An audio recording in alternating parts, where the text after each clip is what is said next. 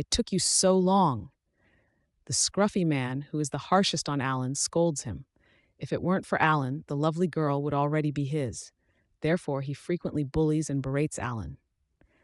"The water was down in the ravine. Climbing up and down took time," Alan responds, careful not to reveal that he is an arcane mage, as this could bring him more trouble. "Forget it. Drink the water and set up the tent. We'll rest here today," says the man with the hat, signaling Alan to get to work. There are only 2 tents, and one is small, fitting only 2 people. Alan usually sleeps outside and keeps watch, which, while uncomfortable, gives him ample time to practice. The cold winds no longer affect him. Alan's physique now meets the apprentice warrior standard from the manual. With continued chi cultivation, he can become a true warrior. The guide mentions that every person has a powerful force within, and chi comes from this hidden energy. Alan's goal is to awaken and harness this force. After half a month, Alan has started to sense a unique power inside him, besides his arcane energy. This power is more stable but difficult to activate. Currently, Alan can only make it restless, but not fully unleash it. "Damn, these beasts." The scruffy man curses as he pulls his iron sword from a wild boar's carcass and kicks it away. "We haven't seen a single beast for ages." The scruffy man complains, showing his impatience. Although they claim to hunt beasts on the outskirts of Beast Ridge, their strength limits them to the area near the junction of Beast Ridge and the Meldal Mountains. They would certainly perish if they ventured into Beast Ridge. "Quiet, listen." The hat-wearing man makes a shushing gesture and looks around cautiously. The others fall silent and scan their surroundings. In the mountains, birds, insects, and reptiles make constant noise.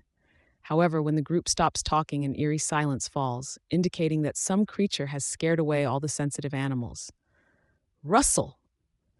A faint rustling of leaves breaks the silence. The normal noise of the forest resumes. "Gone? It seems to be gone," the black-faced man observes. "Let's chase it. It must be a weaker beast that fled because of us," the hat-wearing man suggests, tightening his grip on his knife and following the sound. The others pick up their weapons and follow, with Alan trailing. As their supplies deplete, the pack is lighter, and with the windwalk spell, Alan's speed remains nearly equal to theirs, despite the load. The group soon sees shallow footprints and hears the fleeing beast. "It must be a young beast. Finally, a catch! Don't let it escape," the scruffy man exclaims, running ahead. The path becomes flat, and after about 1,000 meters, a mountain wall blocks their way. They find a cave in the wall, and the beast's footprints lead inside. "The beast has gone in. Should we follow?" the black-faced man asks. "Are you looking for trouble?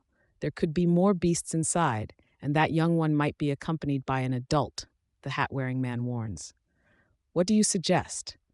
The scruffy man is reluctant to give up on this opportunity. Capturing an F-class beast would be a significant achievement for their team.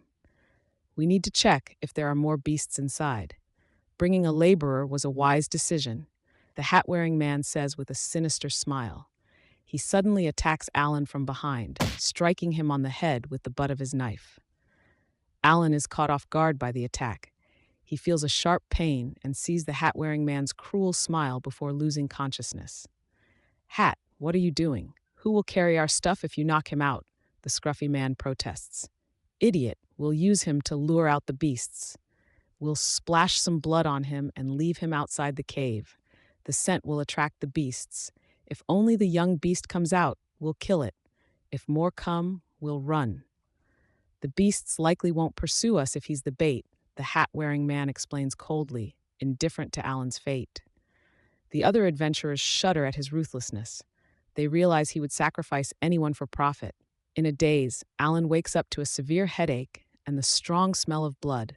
He finds himself bound and covered in beast blood, with the disgusting liquid dripping down his hair and clothes. Alan quickly deduces the adventurer's plan. He looks angrily at the adventurers hiding nearby, feeling a mix of hatred and helplessness.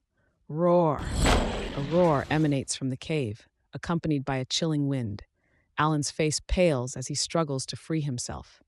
His hands and feet are bound tightly, and the rope is too strong to cut. He tries to rub the ropes against a sharp rock on the ground.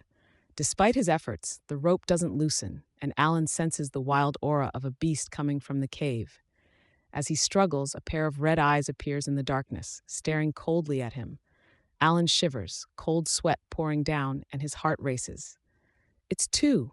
One more pairs of eyes emerge, larger and more terrifying than the first.